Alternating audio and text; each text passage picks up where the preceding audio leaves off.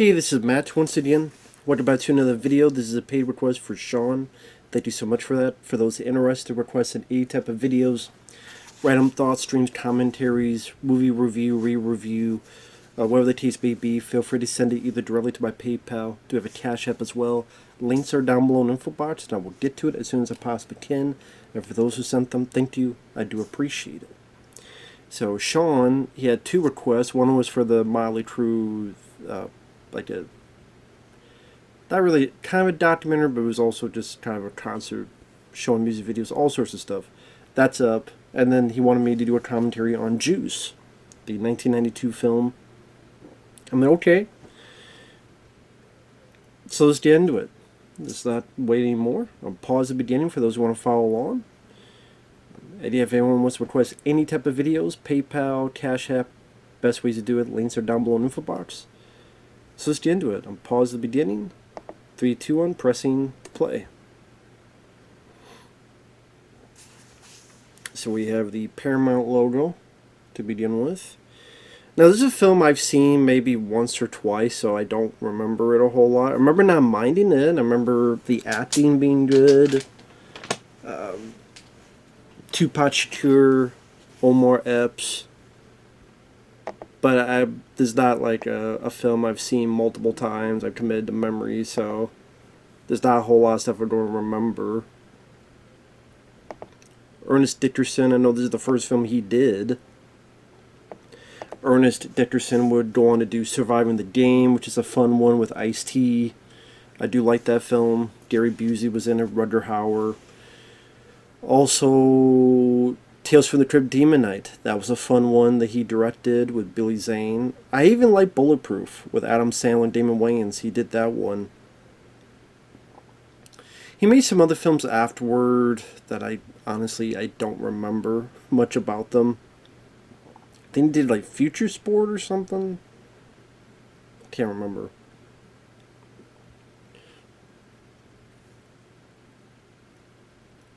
But here were the opening credits. We see that Queen Latifah, Sam Jackson. Sam Jackson was like in every other movie during this time.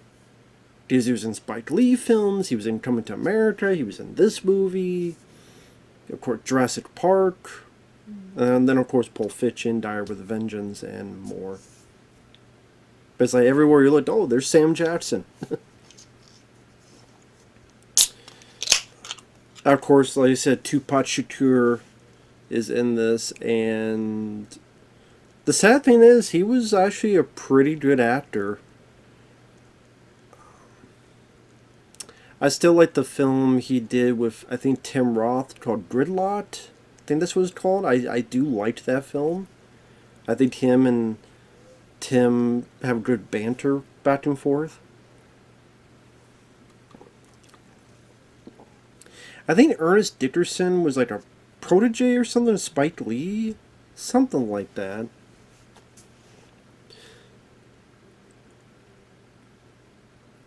Because I know when this came out, certain critics will reference Ernest Dickerson with Spike Lee.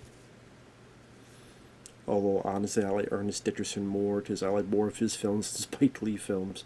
The only Spike Lee film I truly enjoy is Inside Man.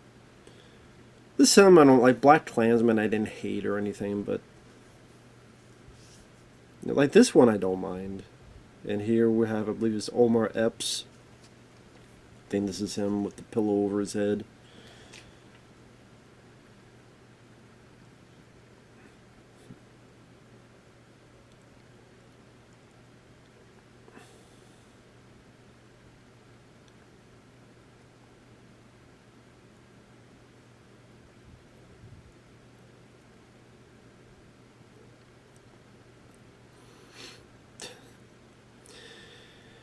And Omar Epps I've always enjoyed as an actor.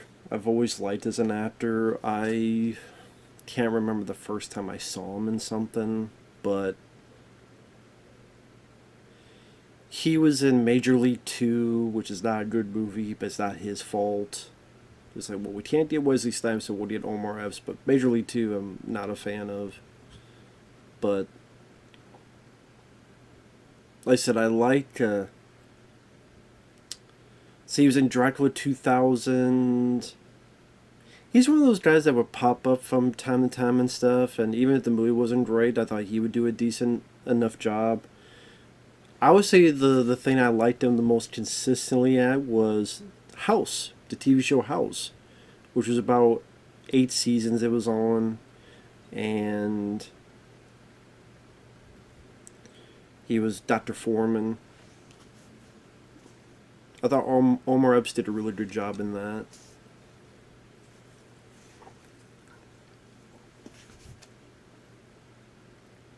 And we have Tupac, which I think he went to the audition with someone because someone else was doing it for the part.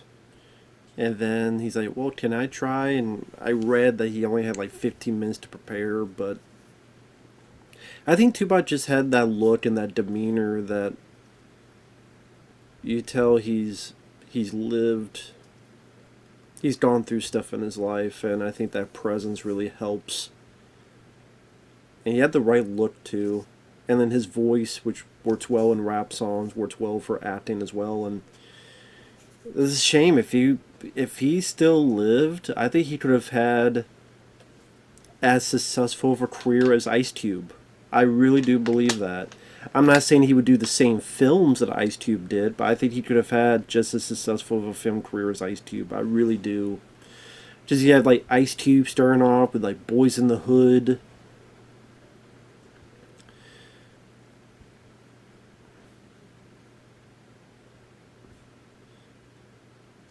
Someone looked at Tupac, they cast him in the right role. They cast him in a role like 8 Mile, which Eminem, I think for him, he just didn't want to really act and he didn't pursue that, so that's why he didn't really have a big film career.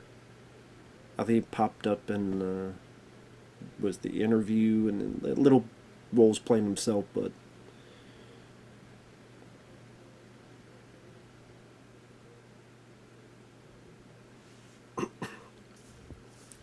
so we have our 4 friends and their kind of daily life of getting ready for school. I remember Omar Epps' character, he wants to be a DJ.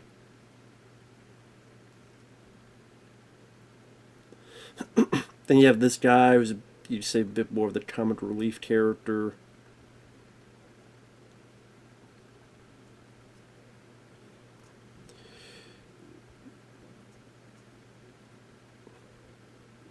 It's definitely the guys like try to be the bit more comedic of the 4. Then we have Tupac, who's going to be our main bad guy, pretty much.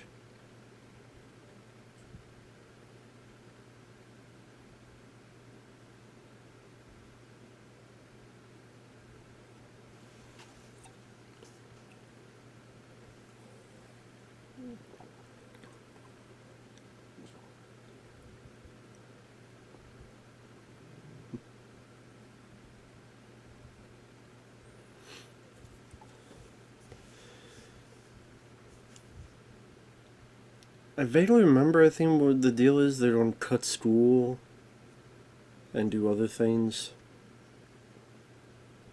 Believe so.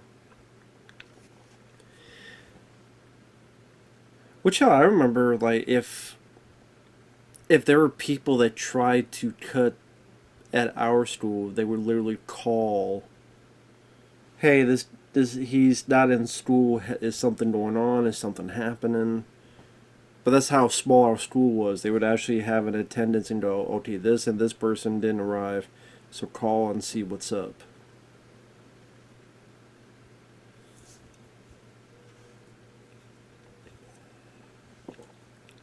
But maybe for these bigger schools, they just either can't handle it or don't want to deal with that stuff.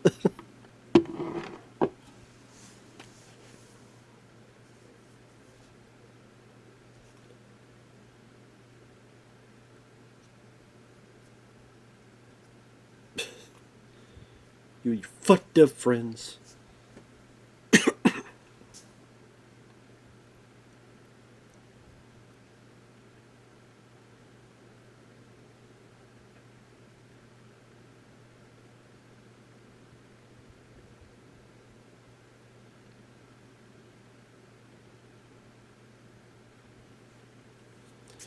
Yeah, you talk about how things are stupid and fucked up. Maybe you shouldn't have got pregnant, dipshit.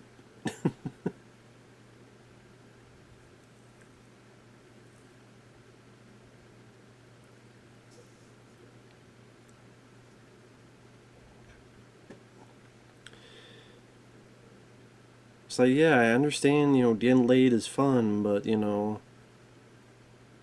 crack back, face, or keep it in the sack.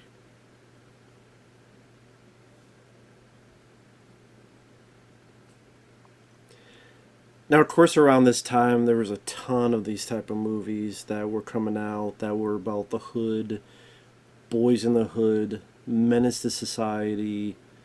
Of course, this film, not really about the hood, but higher learning was another one, which also had Omar Epps in it. Because like Boys in the Hood had Cuba Gooding Jr. and Ice Cube, Menace to Society. I forget who was in it. Like I said, higher earning had Omar Epps and Ice Cube.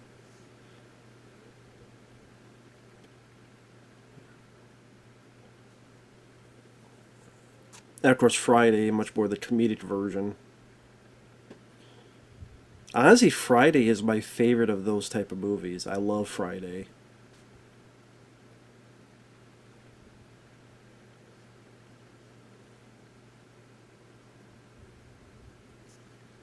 You saw Tupac who was a little bit more cocky, a little bit more assertive when his buddy showed up.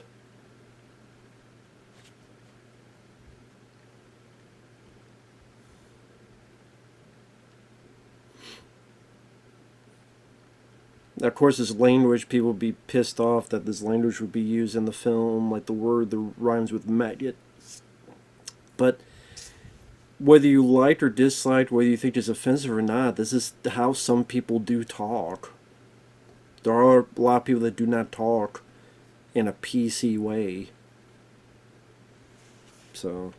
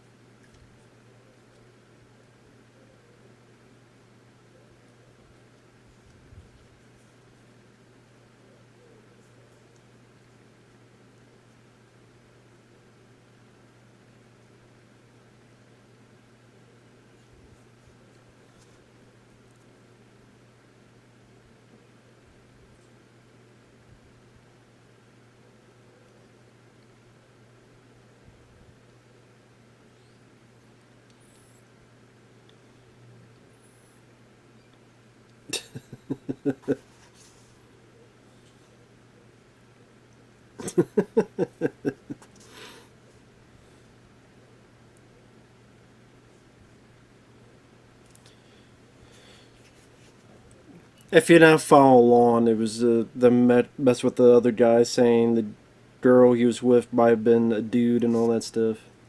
Oh, here's Sam Jackson.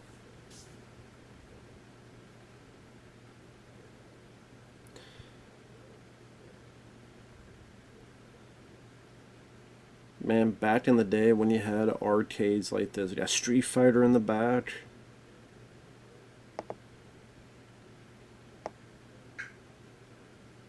The original Street Fighter as well.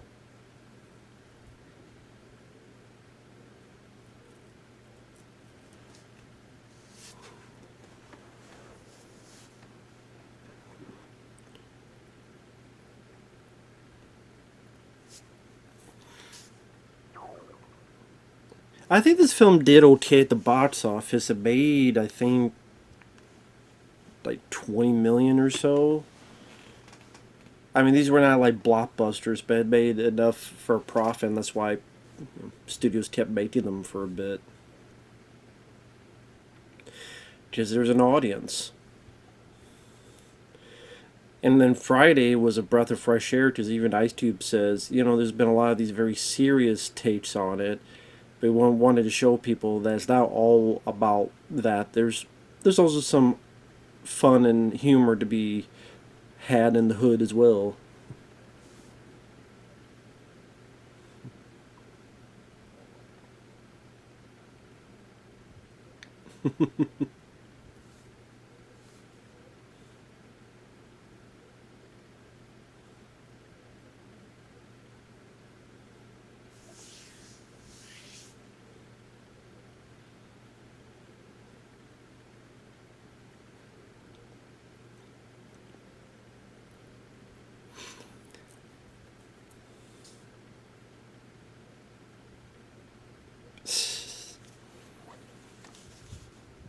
I mean, I get that you're into the game, but how the hell are you not going to hear all the commotion in the back, realize that the guy you're playing against, his character isn't moving, all that other stuff?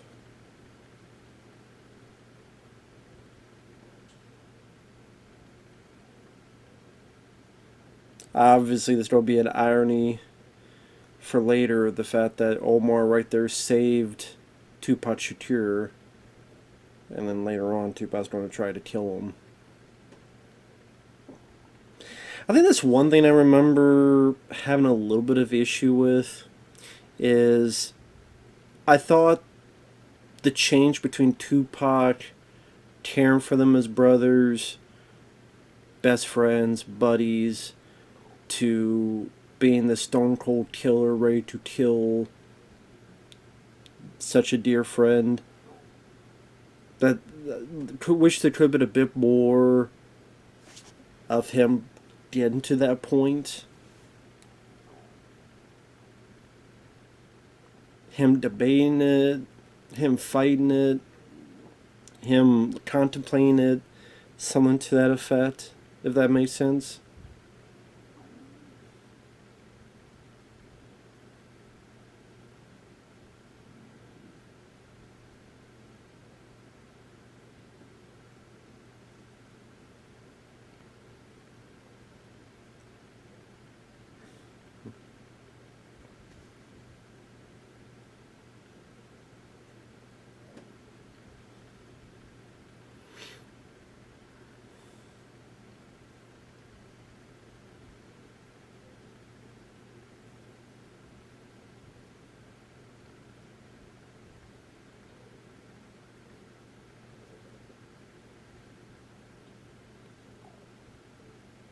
For what I'm doing, I'm looking up trivia for the film. So it says there's Tupac auditioned twice for the film. He auditioned for the role that Omar Epps got. He was impressed with his performance. They personally asked him to stay around and audition for another part, which was the role of Bishop.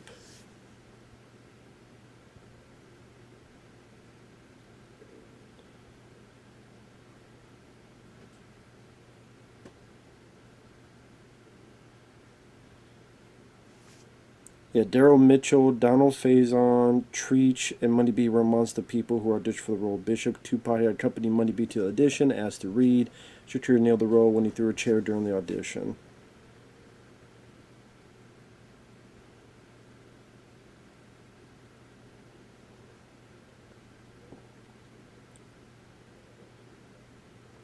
So that scene, I guess, with the cops and they were chased by them on the rooftops, based on a personal experience by Ernest Dickerson growing up in Newark, New Jersey, where you jump from rooftop to rooftop.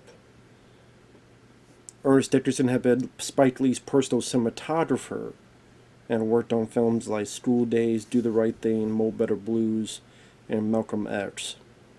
So he was a cinematographer, and then he got into directing here.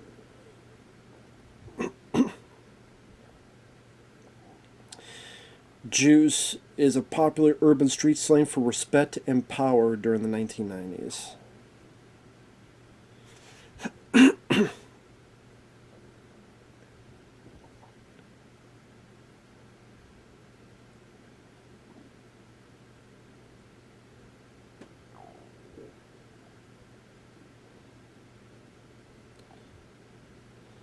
Let's see.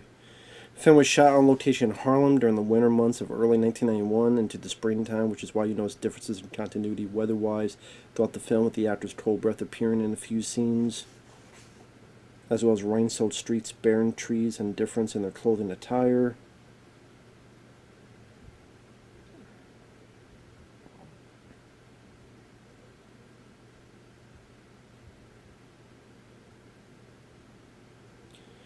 The dedication at the end of the film for Janet and Tamu is the personal dedication of director Ernest R. Dickerson. The two people were killed. Janet was Dickerson's fiance. Wow. Tamu was a production assistant involved with the production who was murdered in Brooklyn after the film was in post-production.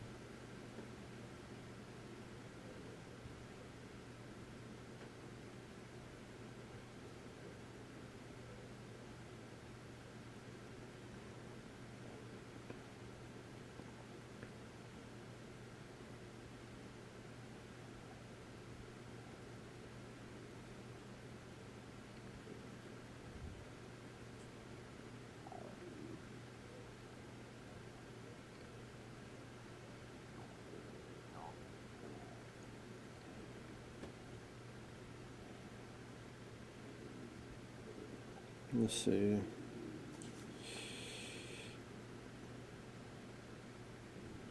They're talking about the original ending.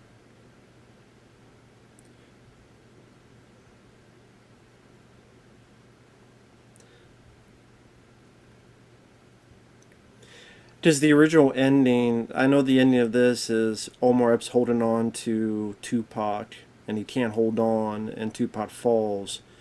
But in the original ending, Tupac lets go and says, I ain't going to jail, so you don't have to let me go.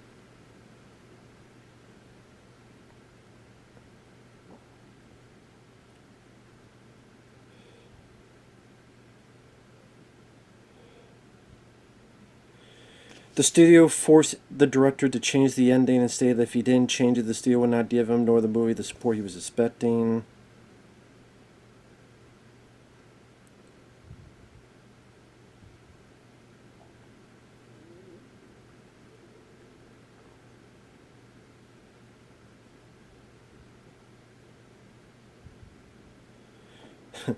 So I guess during ADR, Tupac says this is bullshit, and Dickerson's like, yeah, it is bullshit. And then Shakur said, well, if I got a stream, can it be a half-ass stream? He's like, yeah, give me a half-ass, and maybe one day I'll be able to put it back in the way it was. This was their own personal way of protesting the change, because they both felt that the original ending gave Bishop more power than what the studio wanted. Dickerson regrets it to this day.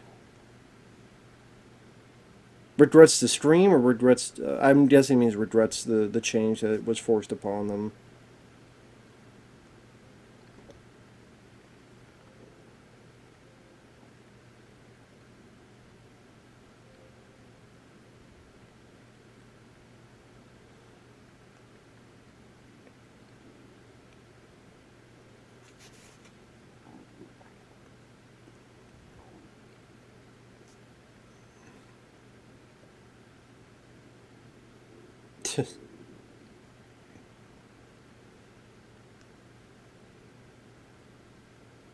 I'm seeing how much this made. It made $20 million in the U.S. and it had a $5 million budget. Sorry about my stomach if you hear that. I haven't eaten yet, so of course it's going all crazy now. It was fine before I started filming, but now 20 minutes in, the stomach's going all crazy. So I apologize if you hear that noise.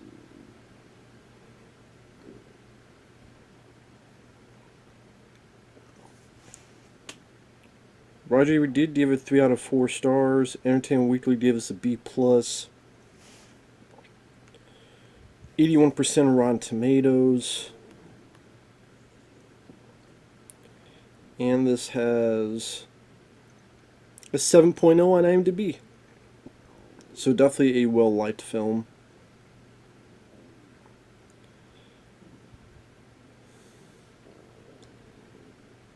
Definitely a film that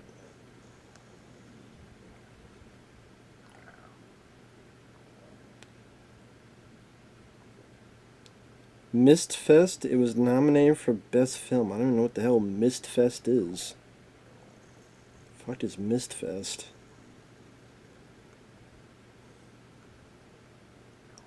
Well, I'm sure this film definitely got a new life when Tupac Shakur passed away and people wanted to check it out again. But yeah, I mean, Mensa Society, there was Poetic Justice with Janet Jackson, there was Above the Rim, South Central, which is a good one, New Jack City, Baby Boy, Grillat, which I liked. Then you have the parody, Don't Be a Menace to South Central while drinking your juice in the hood.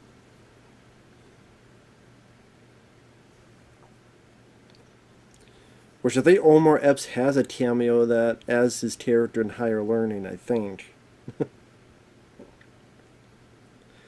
Don't Be a Menace to South Central is pretty fun.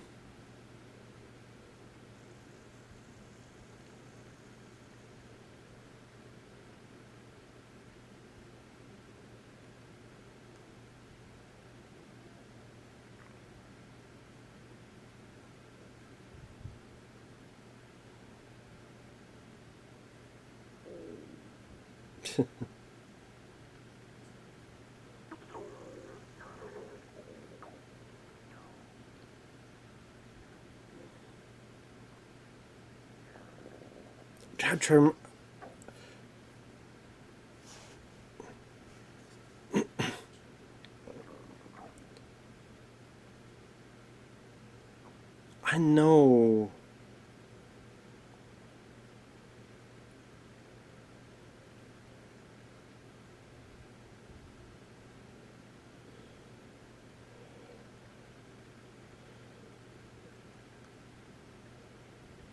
Yeah, White Heat. About James Cagney. Funny enough, I've seen that clip many times throughout the years. I never saw White Heat though. But I know of that clip. Top of the world, ma. And actually, that makes sense now why this whole scene was in the movie. If the original ending was what's been said on the trivia, is because the way James Cagney dies at the end of that film is he takes his end in his own hands. He ends it on his own terms. He ends it the way and kind of has that power that if I'm going to end it, I'm going to end it this way. That's what Tupac's character was doing at the end, where he lets himself go and goes, I'm not going to jail. So I'm going to choose.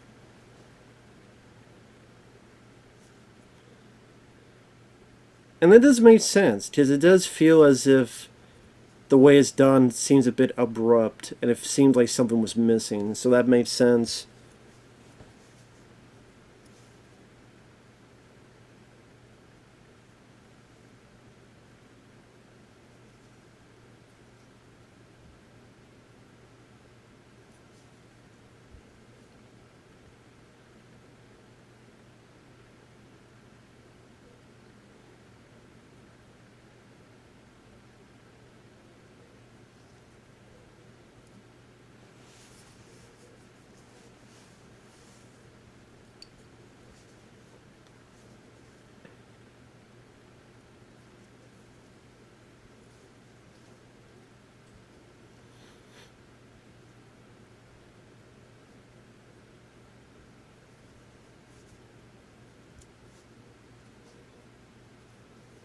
So I'm just watching Tupac. You just see his intensity, you see his energy, see how gun ho he is.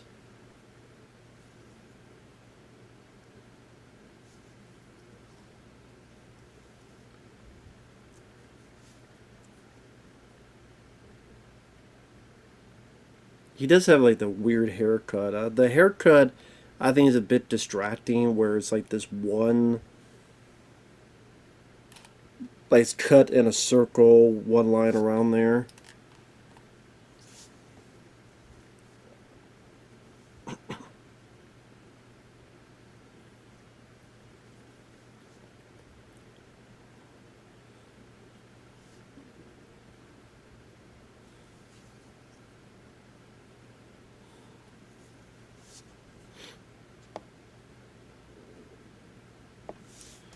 So here's where you first see the animosity between them. And you see this other guy is trying to be the peacemaker of the group, trying to have the peace treaty of the group.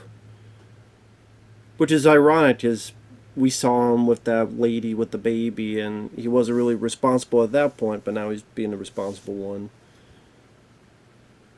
But I know of the first four, that guy with the white shirt was Raheem. He dies. He's killed by Tupac, so without that peacemaker guy, now to settle things now, later on Tupac and Omar are going to go head even more so.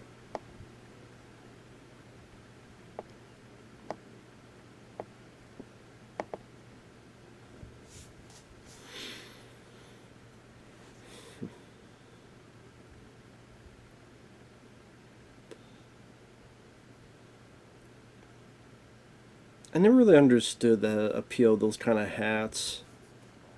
The hat, like a bonnet or something. It's like, I just,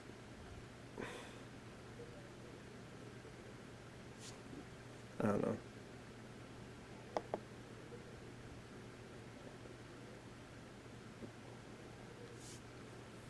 Same with the other guy, the coats, where you have the damn patches on the elbows.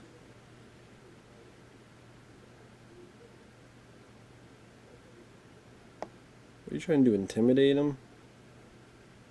The hell's that about?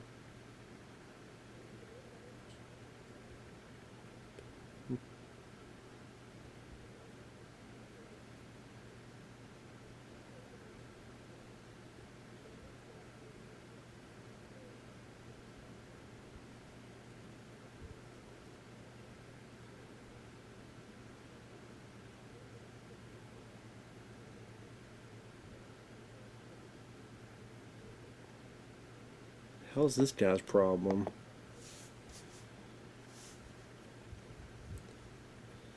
So steal the hubcaps? I don't know, you steal any fucking vinegar for the salty taste of your pussy? Guy? Shut the fuck up and get the fuck out of here.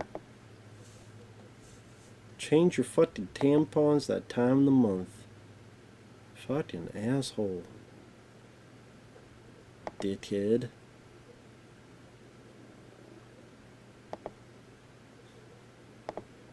What the fuck?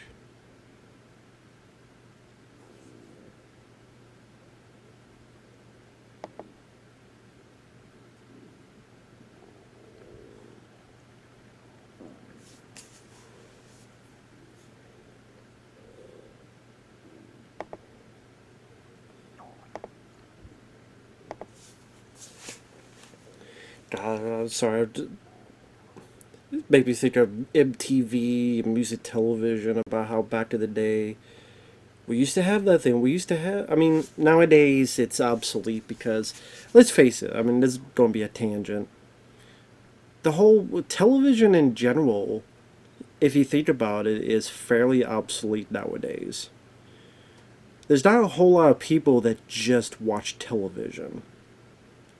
I mean, if you think about it, streaming is the new television, where I think more people watch YouTube more than TV or streaming. I really do believe, like, for a good amount of people. I know I do. Like, unless I'm watching something, for a request, on my free time, I'm watching stuff on YouTube. And stuff like that made, I mean, it was obsolete for a while, but like music television, I remember back in the day you had a channel for video games. It was Tech TV, and then it was G4. Same with, you had like MTV and actual music videos and music television, and we don't talk about music. And then as time went on, it's like, well, we need to be like other channels, so we don't show random movies, we don't show random shows, we don't show episodes of Cops. It came a point where, what was that fucking show?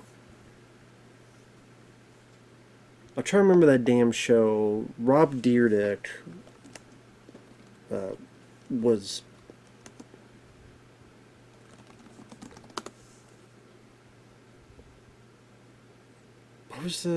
What was that show where they just react to stuff?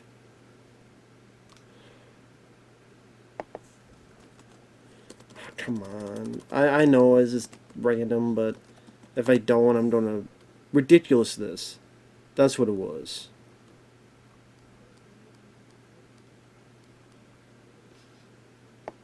Was that what it was called? Yeah. I remember a point on MTV, like, the entire fucking day were just episodes of ridiculousness. Like, you go on it, and, like, the entire fucking day was just ridiculousness. Or at one point, I swear it was like fucking Star Trek or something like that.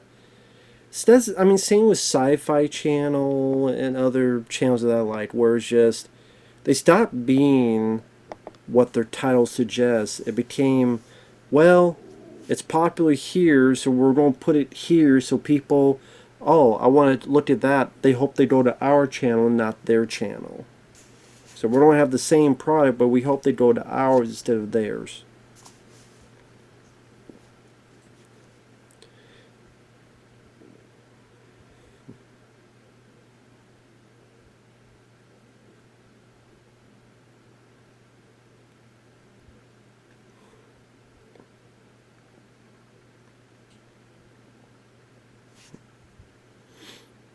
Definitely give credit to DJs. Definitely a lot of talent to get the timing down on all this. It's not an easy thing. It's not an easy feat.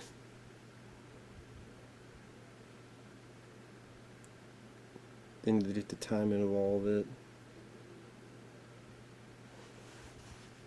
And what I liked about the film is I do think that the actors do a good job. I think like characters like Omar Epps and Tupac Shakur, they definitely have a thing or two to them to make them interesting. Like you have Omar and his dream to do something more, which is to be a DJ, and then Tupac to have his... He wants to do something more, but is on a darker path to get the power, get the juice, so to speak. Be more known, be more respected. Ah, there's Queen Latifah.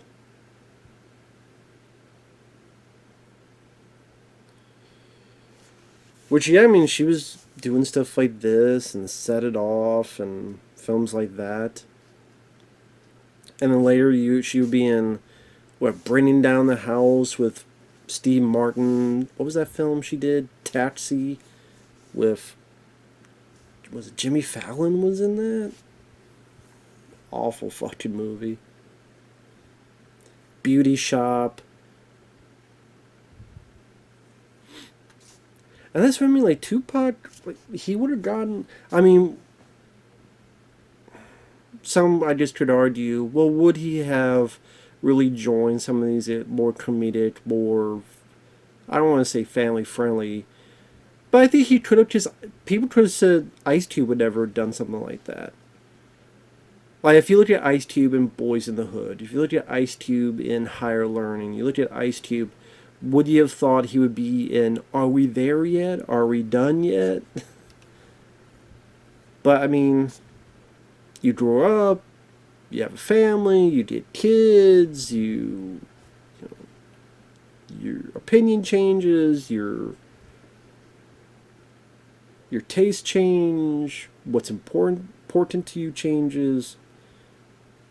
I think there's a lot of opportunity, there's a lot of stuff that could have been reached for Tupac, and it just way too young. Way too young. It's a shame. But then, like, I look at Omar Epps, and I think his career should have been bigger. His career should have been more to it. And actually, I do want to look up...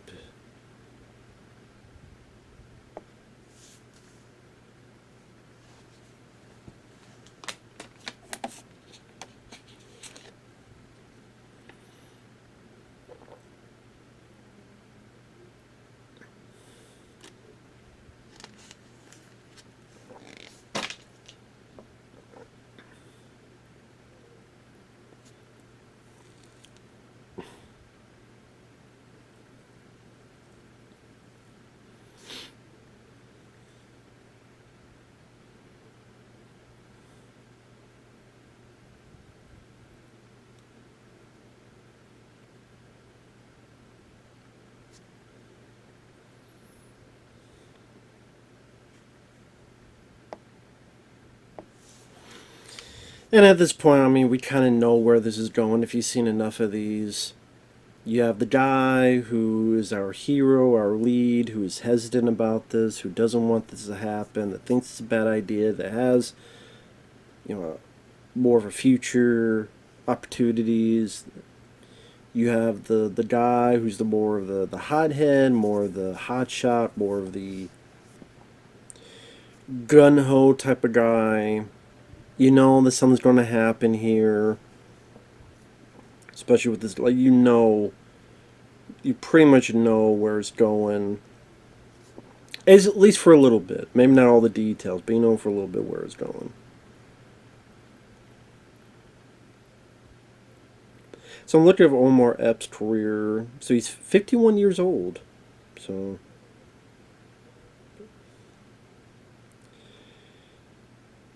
this is the first film Omar was in.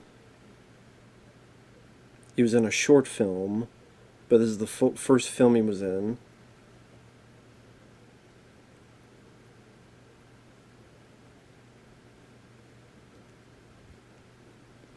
Then he was in something, and sorry about my chin, like you wondered, I'm not chewing on something, just my damn sinuses. Some sci-fi TV movie called Daybreak.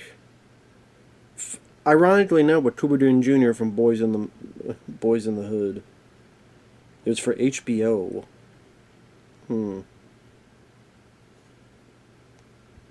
Okay. Never even heard of that. He was in The Program, which I've heard of this, yeah. James Caan, Halle Berry, Christy Swanson, football movie. I've heard about that. I don't think it did that great, though. Then Major League 2, which that was a fucking embarrassment. I hate I don't like my friend Fabio. He likes Major League 2. I think he even likes it more than the first. We agree to disagree on that. I love the first Major League. I hate Major League 2. I think it does nothing but it deserves to the first film. It's completely unfunny. It's completely pointless. It it screws up Charlie Sheen's character. The new people, they're not that funny. Randy Quaid was annoying as fuck in that movie. He plays one of the most annoying characters at the fan who won't shut up. Higher Learning. I think films like Major League 2 probably hurt him. He was in Stream 2. I always forget he was in Stream 2. He was in First Time Felon with Delroy Lindo. That was distributed by HBO. So it was a cable movie. So, okay, I have to choose. It's The Program, which didn't do well. Major League 2 that didn't do well. Higher Learning, which was there. Stream 2 did well, but, you know. The Mod Squad, that definitely hurt as well, because like the Mod Squad was an attempt to reach a bigger audience, and that film was not a good movie. Claire Danes, I remember that when that film came out and the advertisement. Well, okay, maybe it could be fun. It wasn't.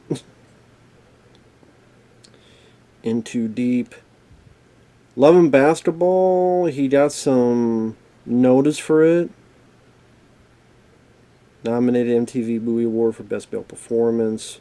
Teen Choice Award. Didn't win anything.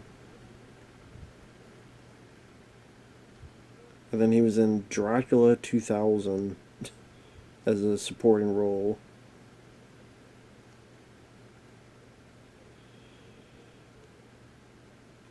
Against the Ropes with Meg Ryan. And again, that's the sad thing. He got these roles that just...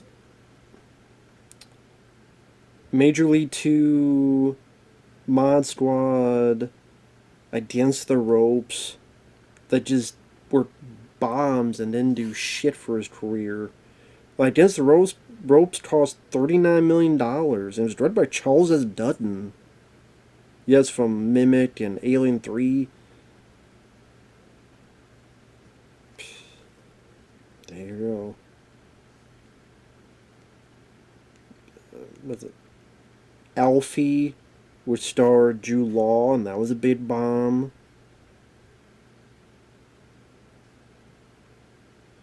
And then from 2015 to now, so the past 10 years, he's only been in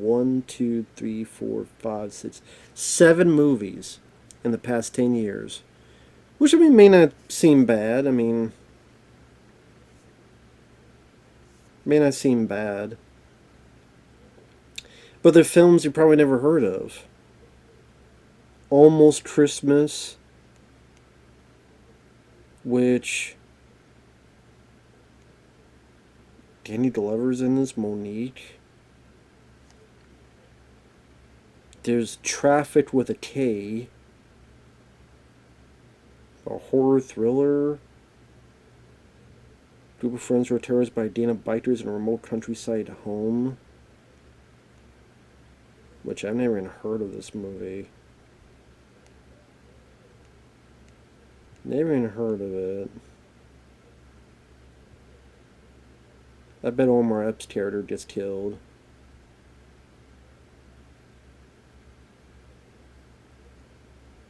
Yep, he does. I'm not surprised. So Trick, which I reviewed, that was a really disappointing one because it's the guys that worked together on films like Drive Angry and My Bloody Valentine 3D, which were fun, but Trick was just disappointing. That was a disappointing movie. That's a film that tried to be the star of a franchise. It didn't work out, and it wasn't Omar Epps' fault. As he played Detective Mike Denver. That's why I'm going to say Mike, because he played a Detective Mike. But Trick was disappointing. He did some sci-fi low-budget film called 3022, which is funny because the Wikipedia says Will Smith is in it, which he's not in it. But it's funny, you look at the cast. Will Smith as Charles Brown. It's like, no, not that Will Smith, no. Fatal Affair with Nia Long. The Deliverance, which he's like 6 or so on the card.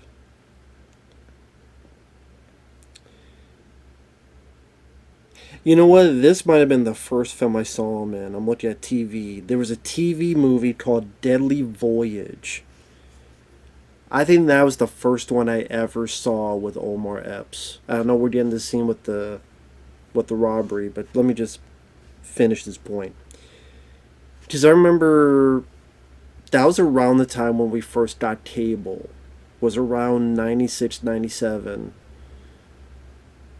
I wouldn't think 97, but I think it was 96 because I remember seeing some Show West, something that coming out in 1997 and showing all the trailers, like Alien Resurrection in them.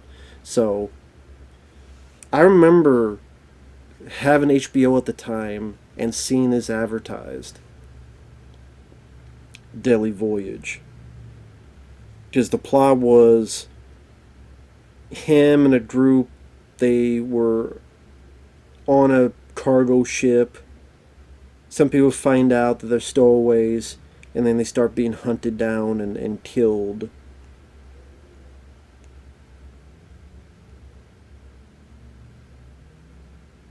Just Joss Ackland, who was the bad guy in Lethal Weapon 2, the tip of bad community, he was in it.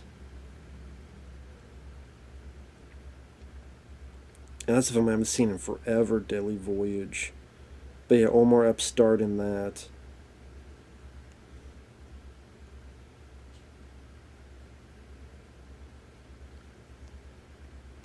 So,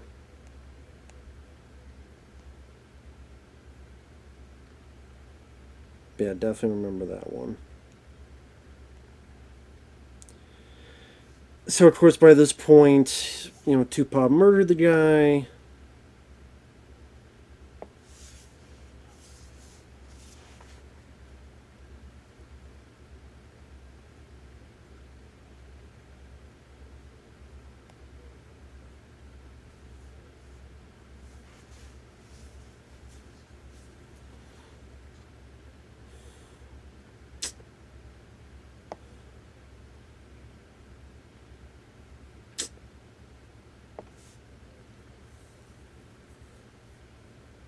And you see that shock on his face.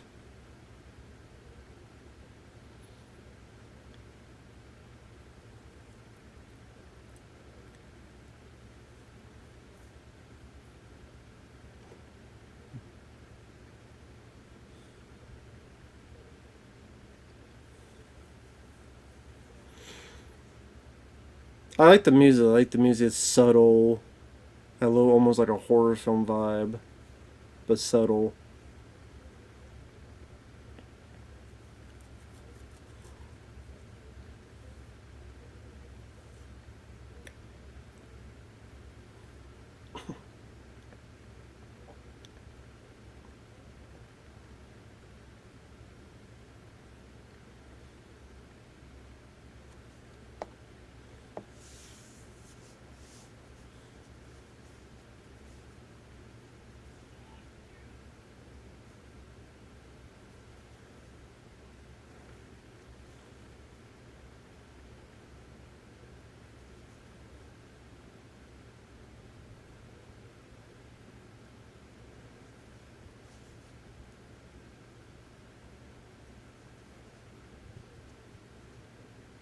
Yeah, sure. How much money you got?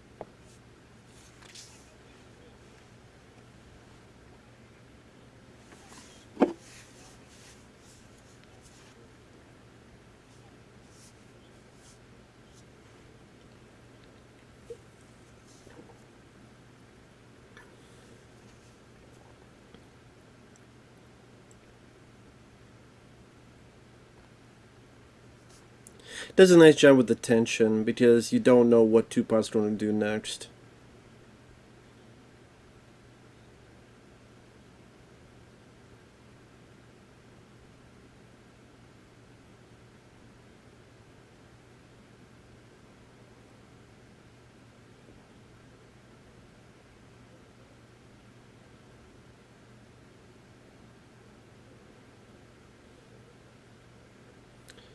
I do like Omar and the other guys' reaction to Tupac. It made sense because they just saw this guy kill their friend.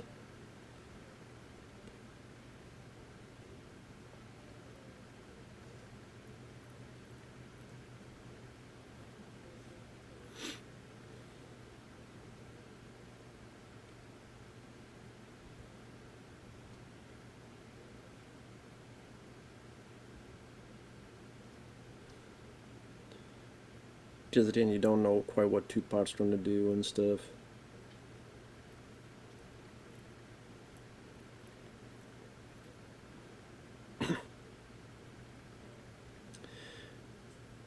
And actually, that's a good place to hide the gun because no one would ever look there. It's like an abandoned building. No one would ever look under the bricks, all that stuff.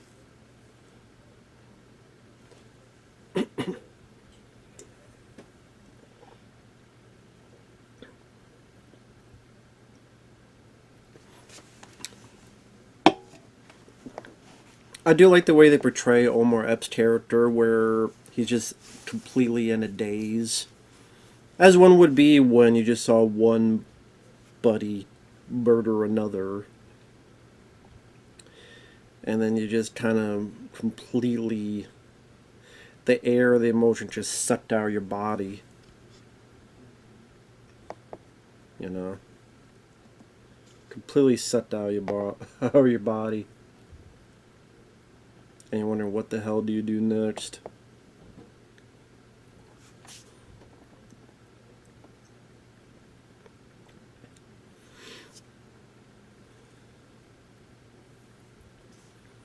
And like Tupac, like his character, you don't really see a lot of regret. Maybe like the tiniest.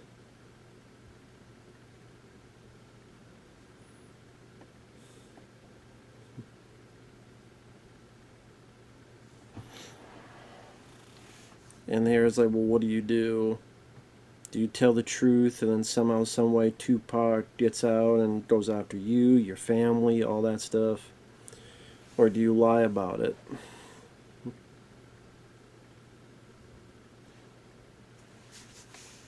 And of course, he lies about it.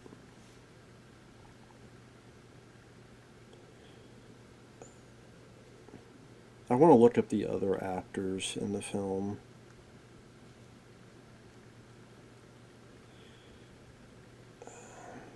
No, I don't want the actual. There we go. So the guy who plays sort of the comic relief Steel is Jermaine Hopkins. So Jermaine Hopkins, he was on Lean on Me. That's right. He's the think he was the guy that Morgan Freeman kept letting back in and give him another chance. He was in Bullet, another film which had Tupac Shakur in it. He was in a film called Strapped with Bokeem Woodbine, which was directed by Forrest Whitaker. And it was made for HBO. Because again, a lot of these type of urban films were being made at that time. Fat Beach, which I forgot that was a movie. PHAT, Fat Beach, with him, Coolio. I forgot. I remember that being advertised in magazines.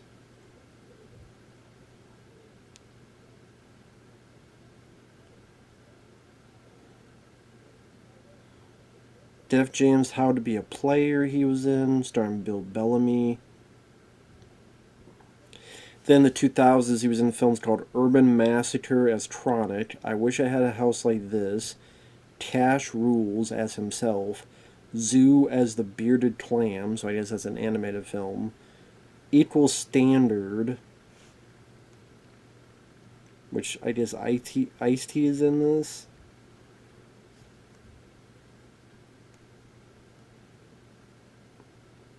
He was in the Wayans Brothers show for a few years.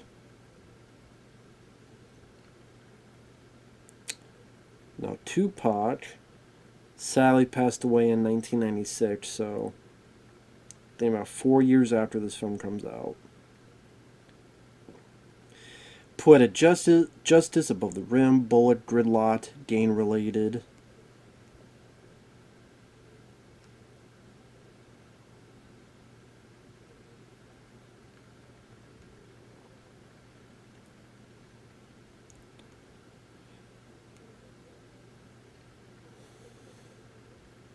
(1996) way too short of a life.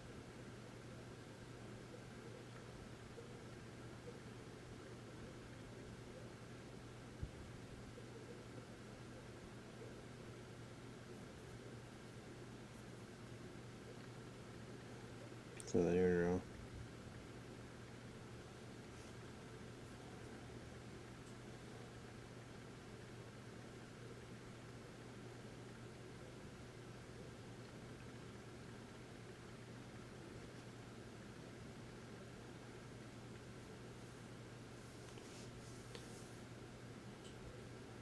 I wonder how people would feel like, of course they got fried chicken.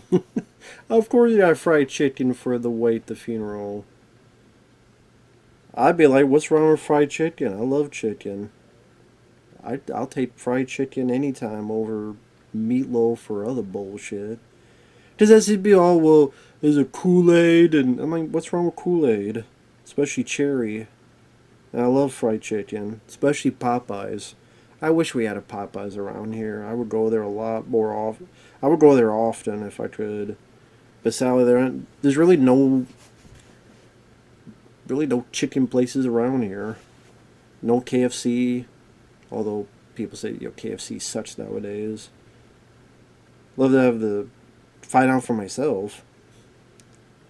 Yeah, I wish there was a Popeyes chicken. I know that's random. I saw the chicken. I'm like, man, I could go for some Popeyes chicken right now. Well, I did have someone tell me in a stream as an insult that I'm like I'm too black or something. I don't remember how the hell he said it. I'm like, I think that's a compliment.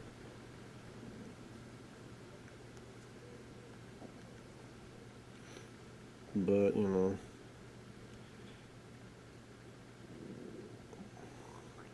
is what it is.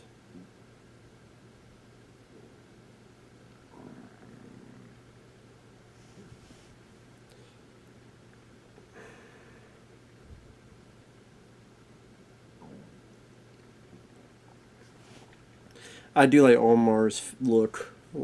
Like, you son of a bitch. Like, you're the one who killed him, and now you're acting like this. Good acting from Omar. Like, that look says it all. That look tells the whole story. Like, you motherfucker, you son of a bitch.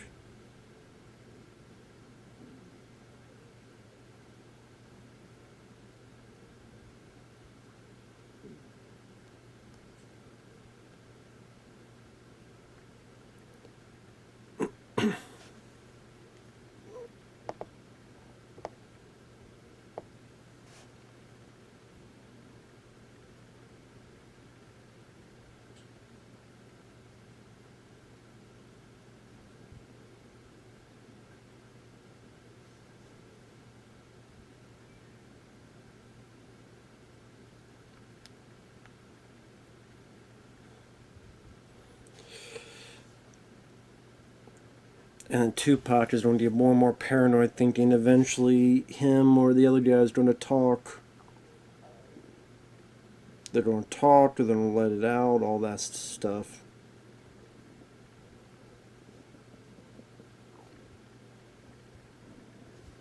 Going to get more and more paranoid about it.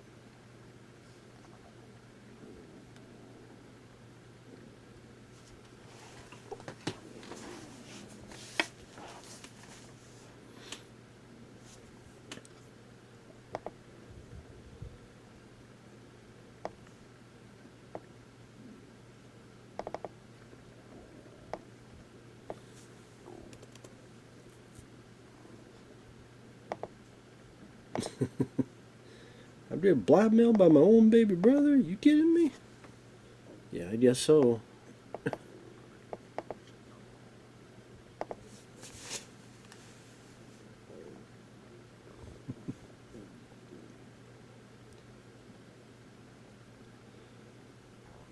Not a bad looking boombox.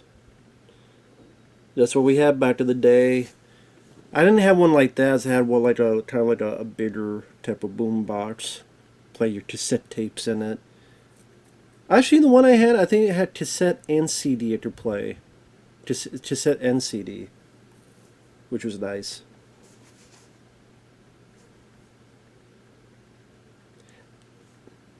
Now that guy right there was sort of the kid and play, haircut. Who was just talking to Omar Epps. That's Donald Faison. That he was on that TV show Scrubs, and he's been in other stuff too. But yeah, Donald Faison. That was a bit role from him. The guy who was talking to the Omar Epps. He had the kid from Kid and Play, that type of haircut. Yeah.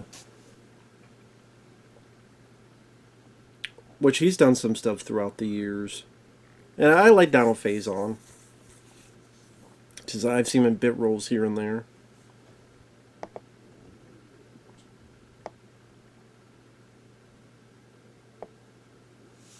And yeah, I like the music they use. It's very subtle tone.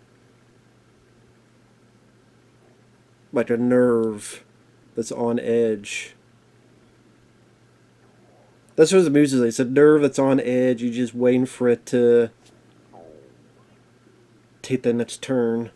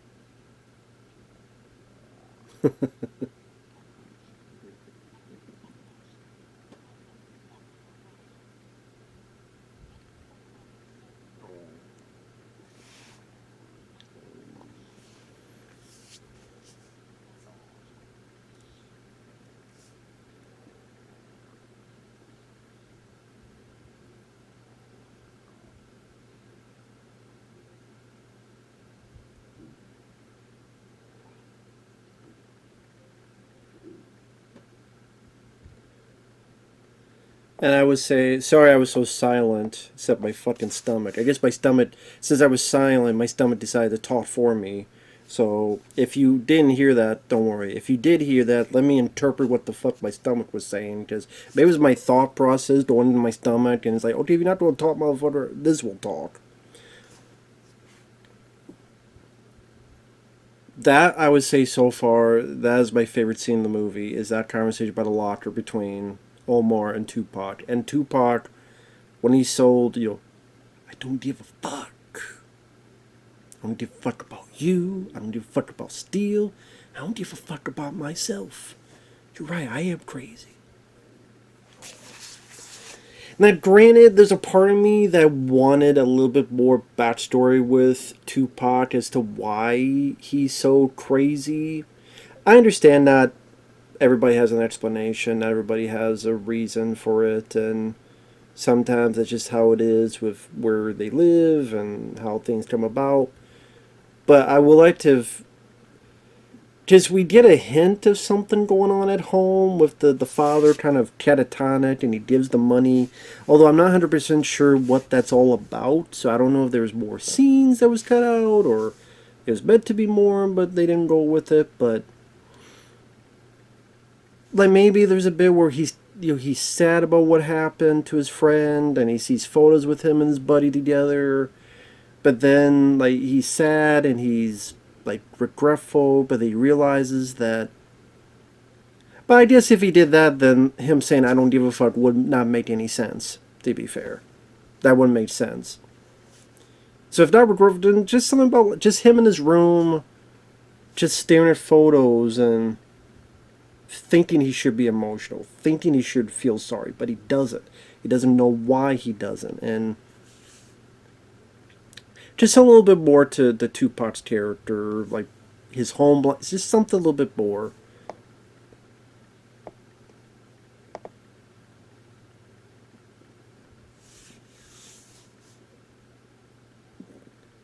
But that's just a little bit.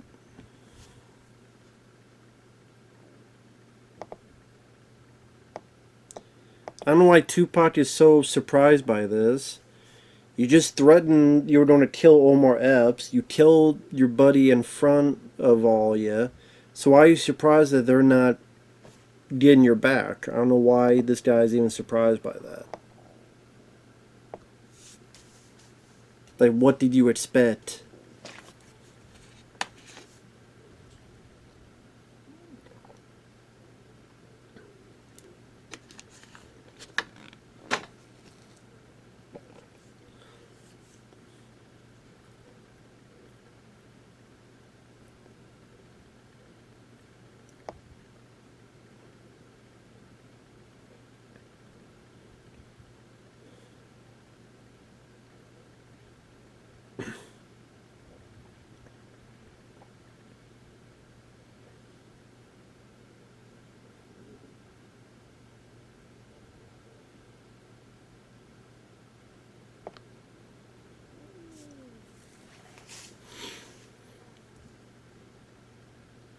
This shows how unknowledgeable I am with this world. It makes me wonder, like, where do you get the bullets? I guess you like I guess he would just know people. I just where they got the gun. But I think Raheem had the gun. But I guess, well, I just like right here where I think this is where he gets a gun now. So you just know people. So I guess it's really not that hard to explain.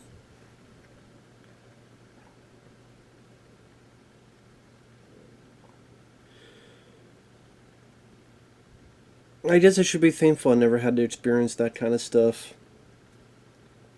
in life and school.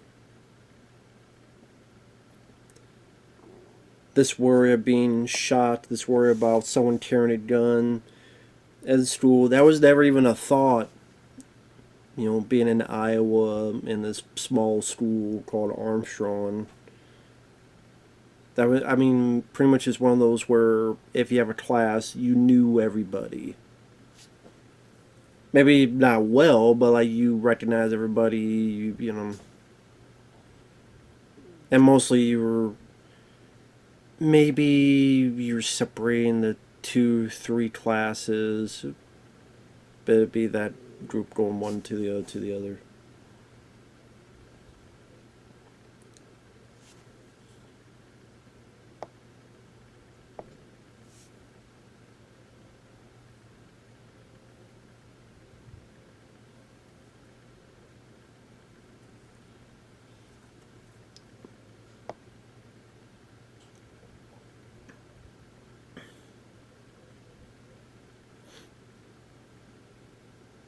As for me, it seems like there may be a little bit more either of Tupac, the character's home life or something we should know a little bit about, or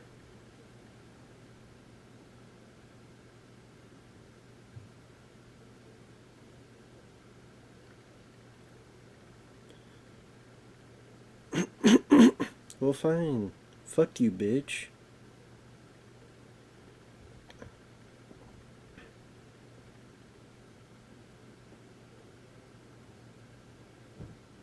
No, I'm not still here. I'm invisible.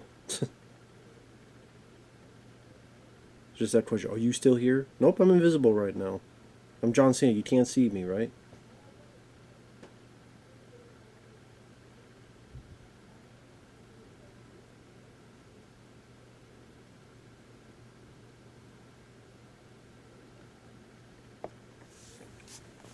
And yeah, when you get to this point, you kind of know what's going on with this as well, with Tupac and this guy Steel.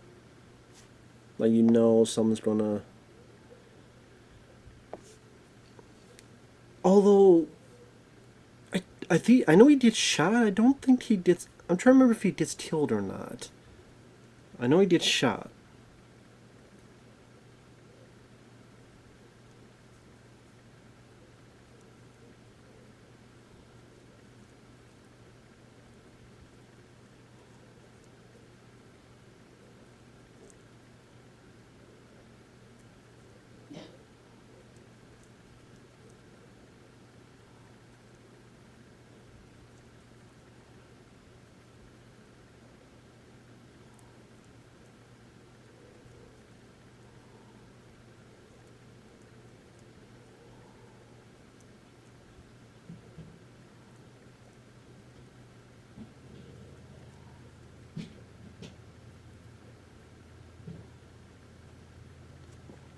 And yeah, if you're wondering why I'm silent at times, I'm listening to the dialogue. So I.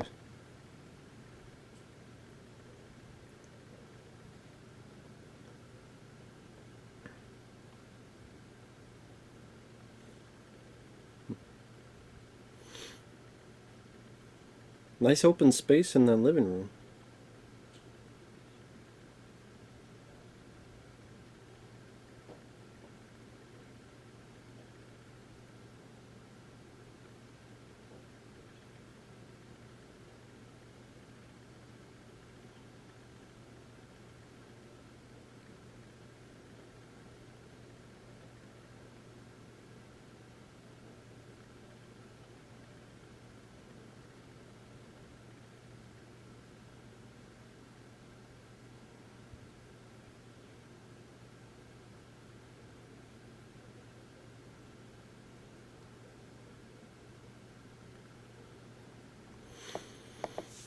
Makes me wonder why the fuck did you come to this lady's place in the first place?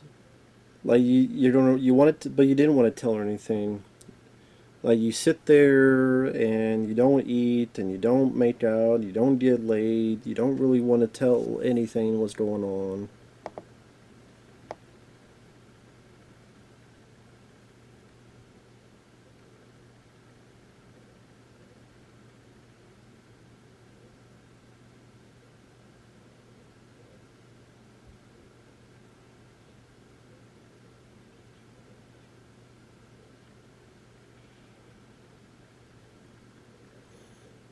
Talk about being cold-blooded. What do you want from me? Nothing.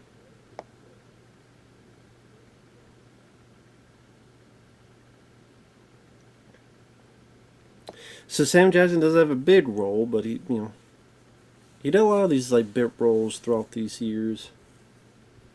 Like I said, he was the robber, the not McDonald's in Coming to America. Even his role in Jurassic Park isn't a big role. Hold on to your butts.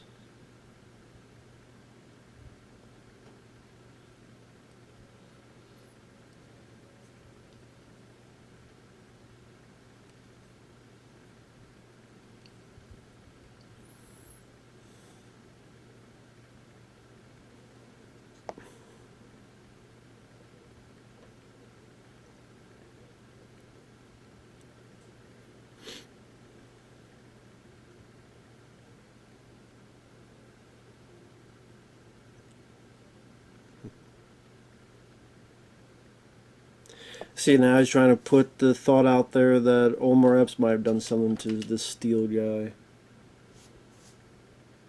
Sam's face is like, I don't buy what the fuck this guy's saying. At least that's what he says with his face. I don't know if that's what he really means, but...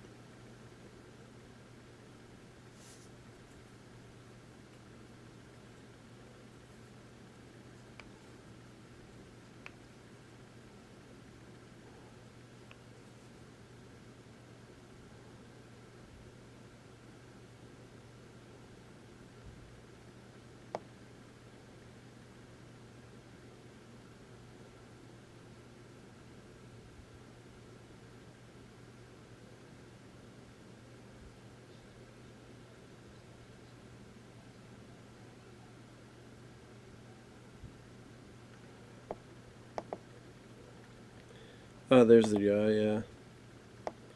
So Steele's not dead.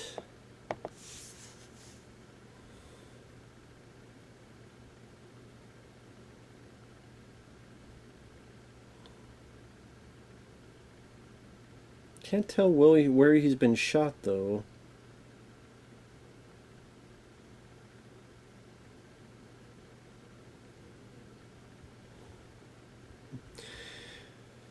Because we only have 15 minutes left of the film, so it went by pretty quick, this movie. Yeah, we have 15 minutes left.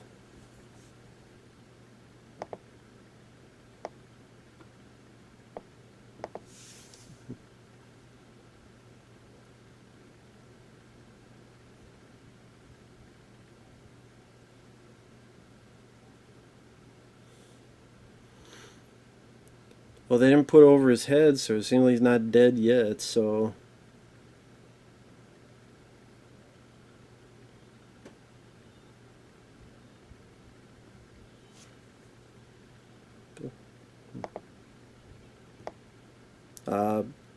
Fucking Tupac put the word out that maybe he had something to do with it.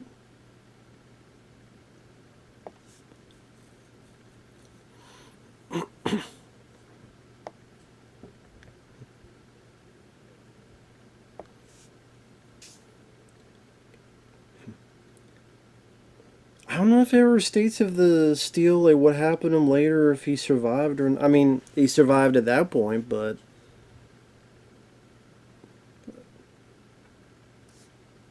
I don't know if they state what happens later. Because I don't remember, they don't really have, like, Omar seeing Steel at the hospital, for what I remember, or anything of that sort. Which probably would have been nice to see.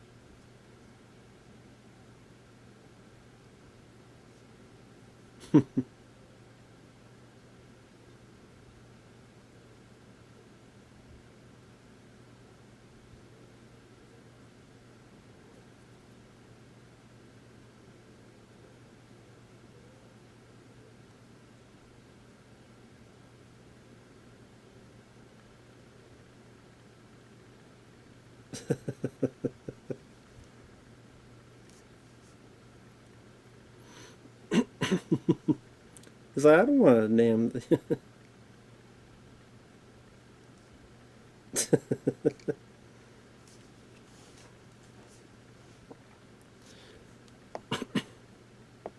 I did like that bit. Sam's like, I don't want a high five. You give me some fucking money.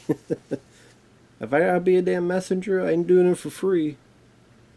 I ain't gonna do it for free.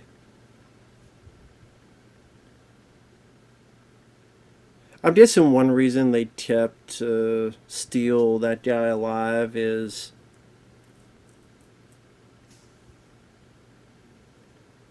to better, because he'll tell the truth. He'll let people know what happened, and then he won't be blamed anymore for it.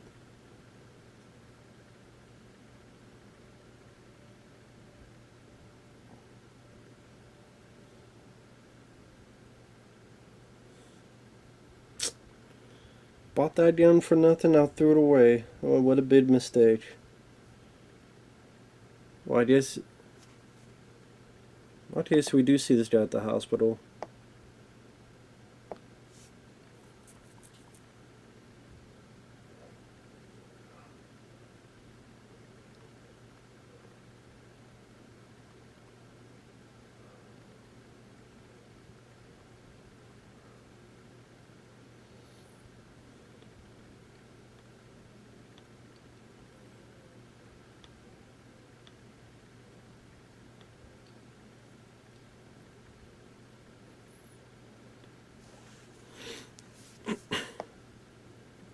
So I guess that I forgot about that whole scene about him. See, I told you it's been a while since I've seen it, so I guess that kind of helps quantify that that guy does survive, and then he's able to get the information out and such.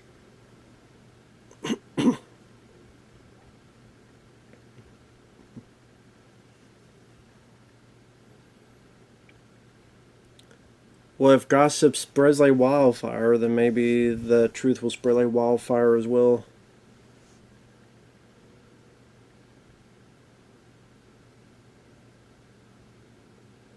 Says, yeah, watch your back.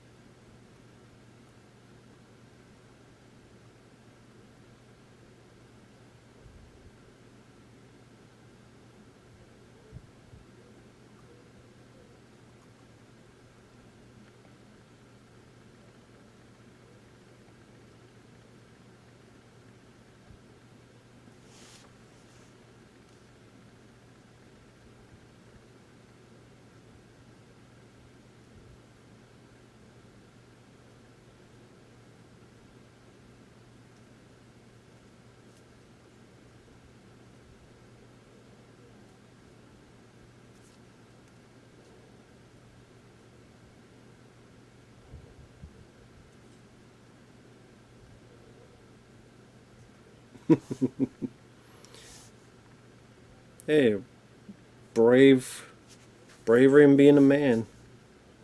I do like that with Omar. Yeah.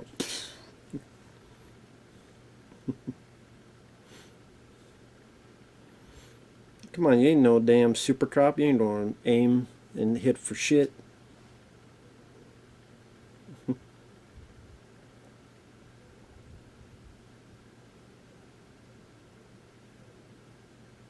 Come on, dodge and weave, man.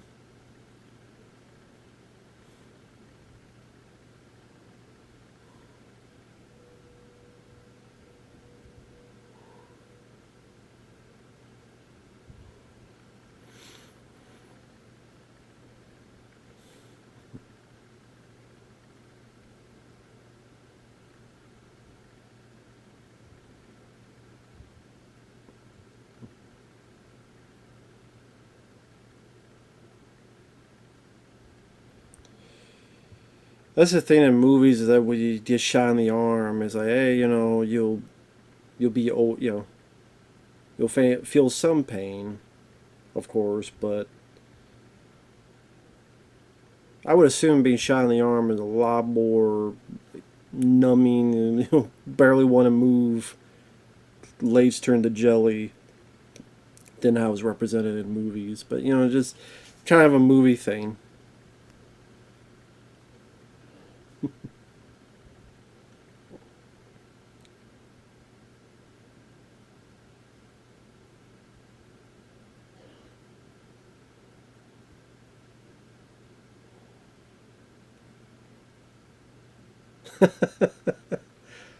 I don't know why. I just like the fact that the random guy steals the gun and puts it in his pocket.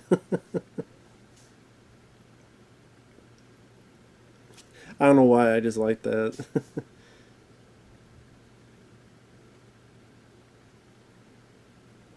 What is this? Cypress Hill? Sounds like Cypress Hill. Maybe it's not, but it sounds like Cypress Hill.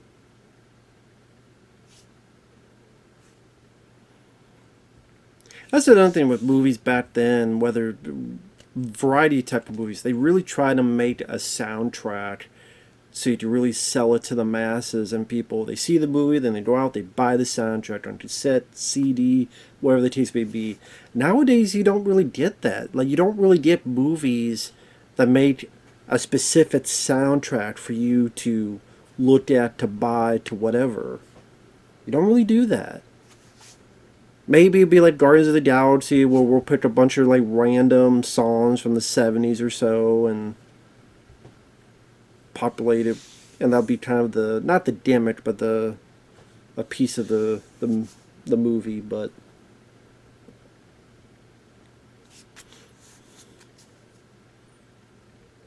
like, here's the music today that we really want to incorporate. You know what I mean? Like, make a soundtrack onto its own. That was a common theme back in the day, but you don't really. And then that soundtrack is centered when you hear those songs centered on that movie and that movie itself. But you don't really get that. Not as much as back then.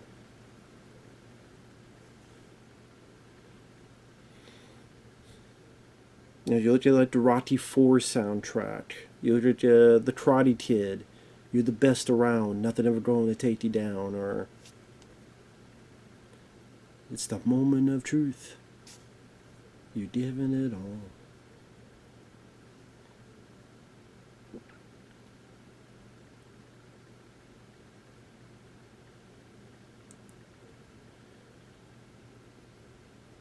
What happened to Omar's arm wound? Okay, we see the arm wound, but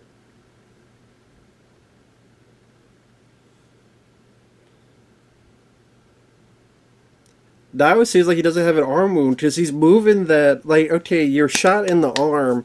Try throwing a punch with a bullet in or through your arm. See,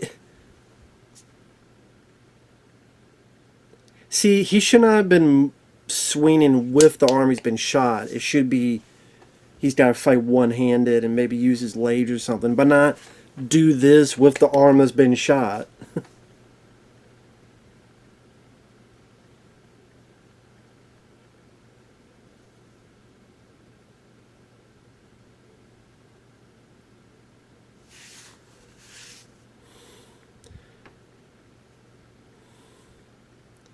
So that's the ending that they had to change. So originally they heard sirens, and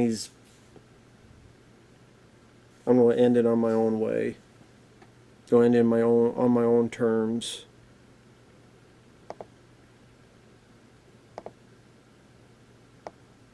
So that's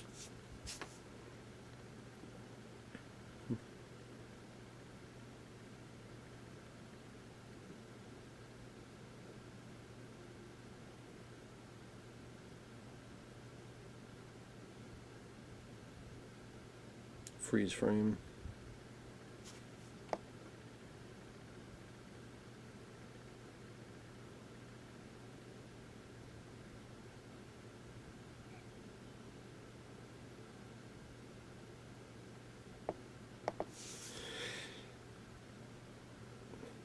for Jan to move, so I mentioned that earlier. But yeah, so yeah, the original ending, Tupac, let go because I'm not going to go to jail type of thing. So,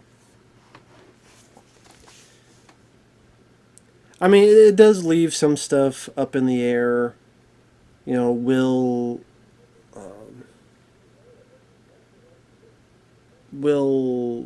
Omar Epps' character, what's going to happen with him? Is he going to get in trouble? Is there going to be any jail time? Is the truth now going to be known about what happened to the guy in the robbery? Is he still going to pursue being a DJ? Will it be successful in that route? Him and the girl that he likes, will anything come to play with that? Does he have the one guy tell her at the hospital, but then nothing really comes of that? I just that's to fill people in that, well, eventually people will find out that he didn't do it and that he's innocent in that front.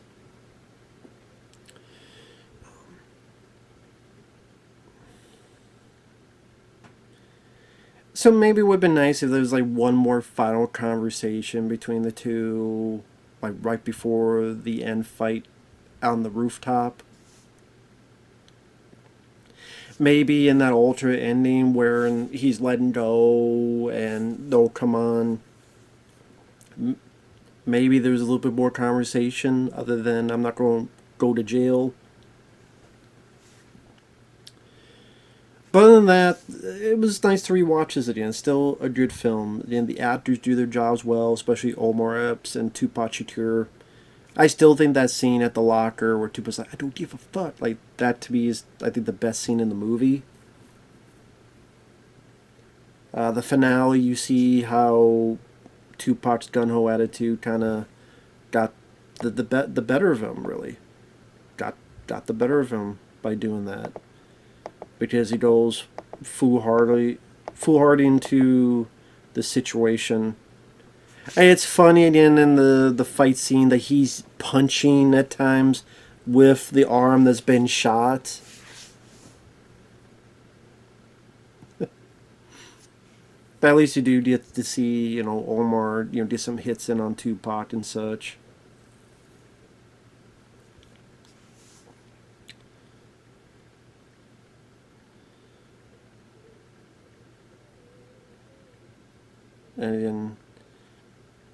And I think it's actually the arm that he's been shot that he does like the crossover punch to get Tupac over the edge. So yeah, it would have been nice to see what the original ending. I think that could have helped things a little bit at the end. Little nitpicks here and there, but overall, and it's also a short film. It's not an overlong film, 90 minutes. Didn't overstay its welcome. Knew to have that sweet spot of 90 minutes and don't need any more. So, overall, still a good film. With that said, thanks for watching. Take care, everyone, and we will see you in the next video. Bye-bye for now.